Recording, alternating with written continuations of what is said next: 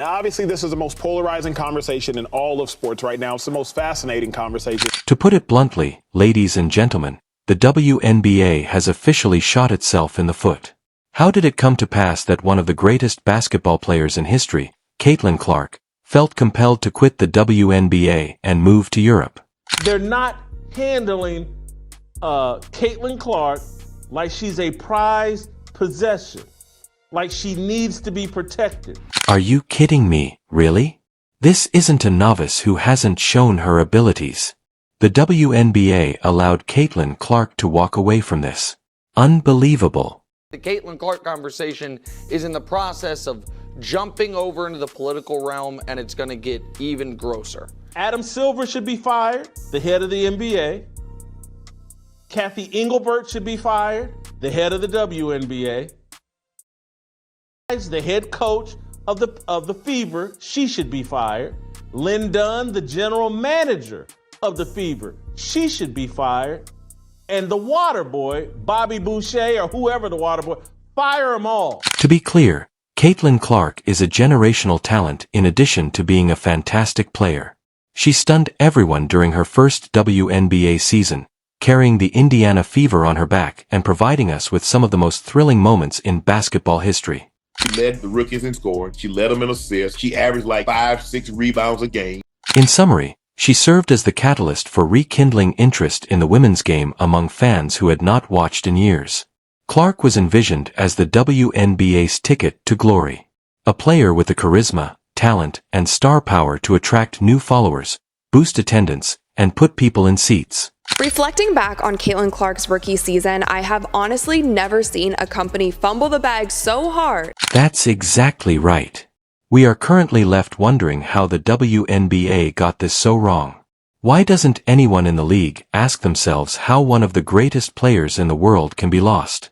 Obviously, this is the most polarizing conversation in all of sports right now. It's the most fascinating conversation. Can't wait to hear what you have to say. Clark has had a difficult time getting recognition and gratitude from WNBA basketball players, both past and present, despite her outstanding on-court accomplishments.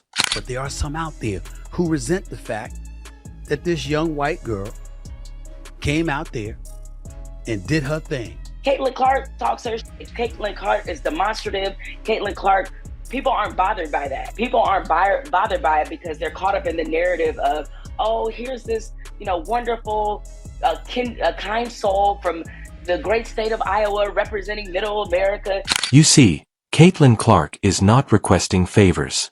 She is not requesting preferential treatment.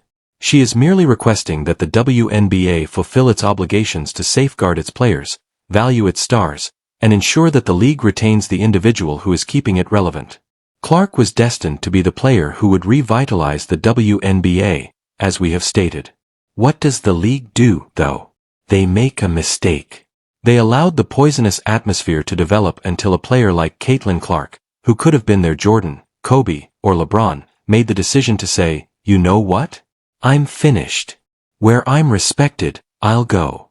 The WNBA has no idea what it's doing with Caitlin Clark. Can we all agree on that? They have no idea. It's a hostile league to Caitlin Clark. There have been rumors circulating that Clark may be thinking about leaving the WNBA entirely. Many fans are worried that this might be the final time they see Clark in the WNBA, after videos and social media posts have stoked rumors that she has inked a big contract elsewhere. However, how did these rumors spread? Dissatisfaction with the physical toll she sustained throughout her maiden WNBA season seems to be the primary cause. In barely 1/3 of the season, 46 fouls were committed. Take a moment to process it. The WNBA's face, Caitlin Clark, is getting fouled at one of the highest rates in the league. And how does the WNBA respond to this? Quiet. Their star player is not protected, there are no repercussions for the obvious physical abuse directed at her, and there is definitely no regard for the sacrifices she makes in each and every game.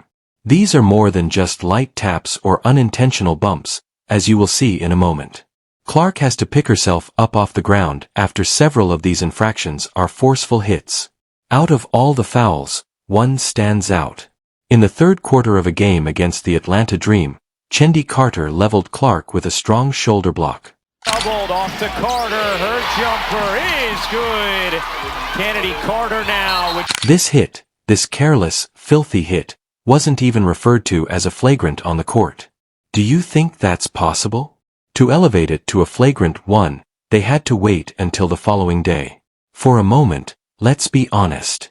It is obvious that Clark has suffered as a result of the league's ongoing roughness. I know I'm going to take a couple of hard shots a game, and that's what it is, she acknowledged after the incident. Even though it's obvious that the hits are hurting her performance and perhaps her love of the game, she still makes an effort to ignore them. The NBA toughness king, Draymond Green, is even criticizing the WNBA. He is aware of what is happening. He is aware that Caitlin Clark is being singled out, struck, bruised, and beaten. Since it is obvious that the NBA will not take any action to safeguard its best star, he is advising Indiana to hire an enforcer.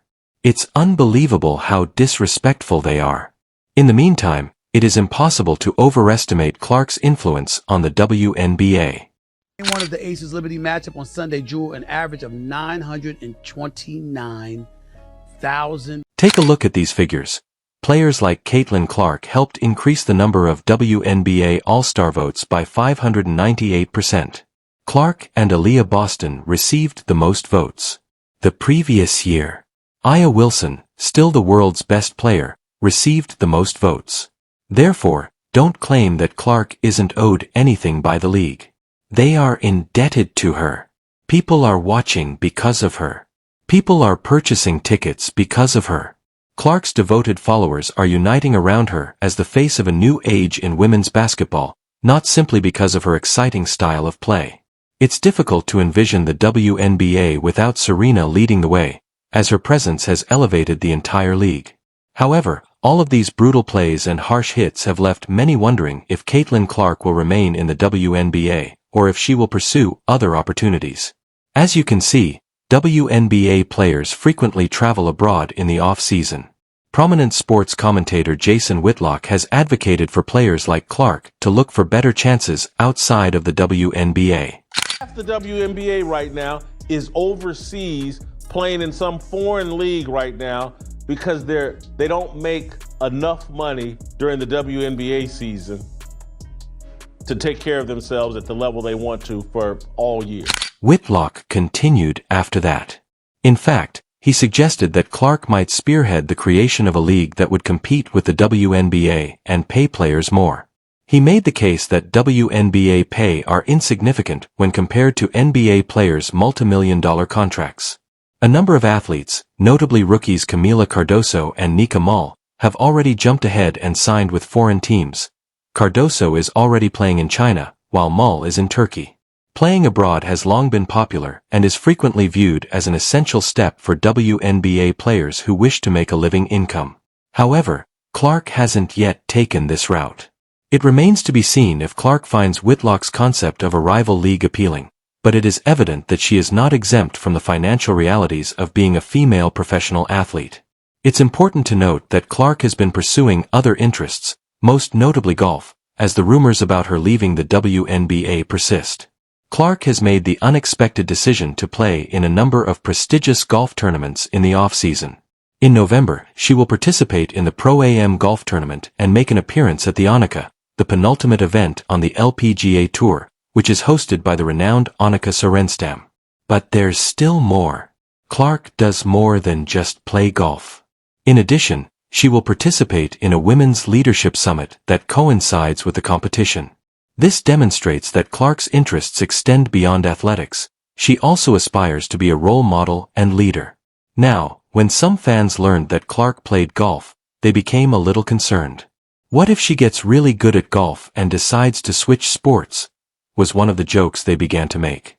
In any case, Clark has previously expressed interest in golf.